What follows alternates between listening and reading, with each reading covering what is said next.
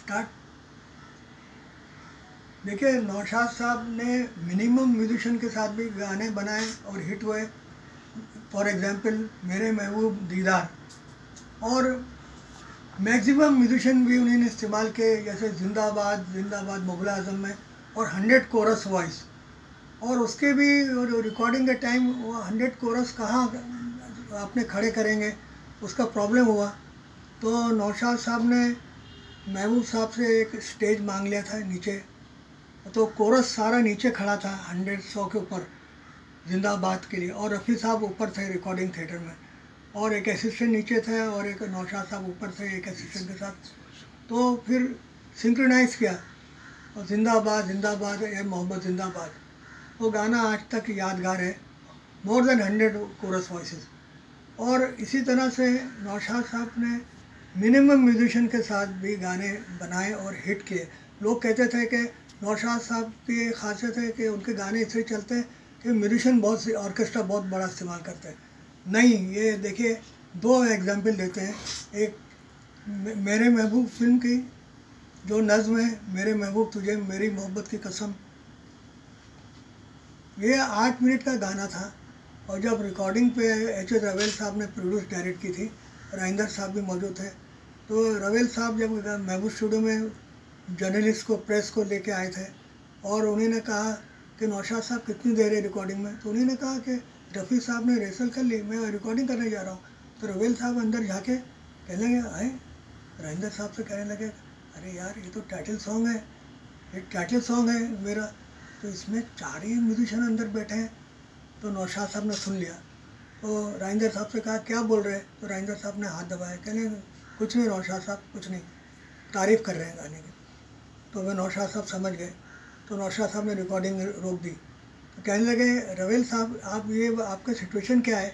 Aligarh university के dice पे एक स्टूडेंट, तालिब इल्म जो है, वो एक नज़्म पढ़ रहा है, तो अगर मैं प्रोड्यूसर होता तो उसमें म्यूजिशियन, 4 म्यूजिशियन भी नहीं बिठाता, सिर्फ शायर है पढ़ रहा है तो तरन्नुम में पढ़ा देता मैं।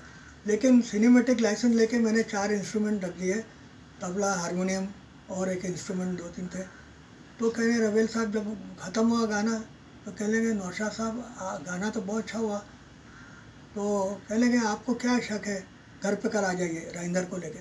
तो दूसरे दिन घर पे आए, तो कहने लगे, नौशाद साहब गाना तो बहुत अच्छा हुआ है, लेकिन 8 मिनट का गाना है, तो पब्लिक को होल्ड कैसे करेंगे?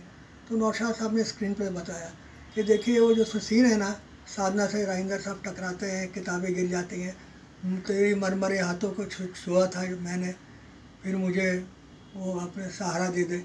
तो पूरा स्क्रीन प्ले हुई, उसे रवेल साहब ने पिक्चराइज किया। तो वो गाना one of the memorable song है। इसी तरह दीदार में स्ट्रीट सिंगर का रोल प्ले किया, पे अंधे का रोल प्ले किया था दिलीप साहब ने। वो भी किस्सा है, वो हम नहीं छेड़ेंगे दिलीप साहब तो, लेकिन दिलीप साहब की परफॉर्मेंस आउटस्टैंडिंग थी, तो आंखें खुली थी, और लेकिन ऐसा महसूस होता था कि उनको दिखता नहीं। तो 2 गाने थे स्ट्रीट सिंगर के, हुए हम जिनके लिए बर्बाद, वो हमको चाहे करे ना याद, तबला, हारमोनियम, 3 इंस्ट्रूमेंट है, और गाना सुपर हिट। और दूसरा गाना था, नसीब दर पे तेरे आजमाना आया हूँ, तुझी को तेरी कहानी सुनाना आया हूँ। तो ये 2 गाने और मेरे महबूब के गाने ऐसे और भी मिलेंगे। हम एक और एग्जांपल देते हैं, रफ़ी साहब के, जो हम ये बता रहे किस्सा, लास्ट सॉन्ग जो नौशाद साहब का, उन्होंने उनका रिकॉर्डिंग हुई थी रफ़ी साहब के साथ फिल्म हब्बा खातून के लिए, और हब्बा खातून फिल्म बनी नहीं, लेकिन गाना रिकॉर्ड ज़रूर हुआ। अली सरदार जाफरी साहब ने लिखा था वो गाना, कश्मीर बैकग्राउंड पे था। यूसुफ शाह चक वहाँ के बादशाह थे, और फार्मर थी, फार्मर लेडी थी जूनी, जिसका नाम हब्बा खातून था रियल। तो दोनों की शादी हो जाती।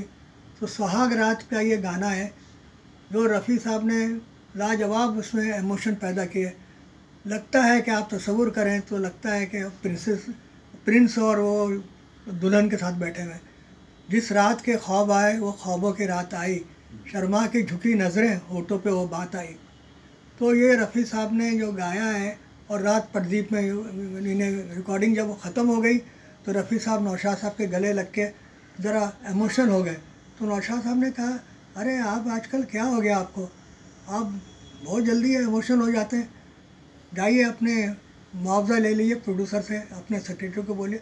तो कहना रफ़ी साहब कहने लगे नहीं नौशाद साहब इसका मैं पैसा नहीं लूँगा, मुआवजा नहीं लूँगा। कहने लगे ऐसे कैसे नहीं लेंगे, आपका ये तय हुआ वो लीजिए। कहने लगे मैंने कुछ तय नहीं किया था, मैंने तो आपके लिए गाया, और नौशाद साहब इससे बढ़ के मुआवजा क्या हो सकता है, जो मुझे सुकून जो मिला ये गाना गा के, राग प्रदीप में जो आपने बनाया, बरसों के बाद जो सुकून मिला, इससे बढ़ के मुआवजा क्या हो सकता है, मैं पैसे नहीं लूँगा, पैसे नहीं लूँगा, ये कहते हुए चले गए। तो ये बात है ना रफ़ी साहब के नौशाद साहब के रिश्ते के।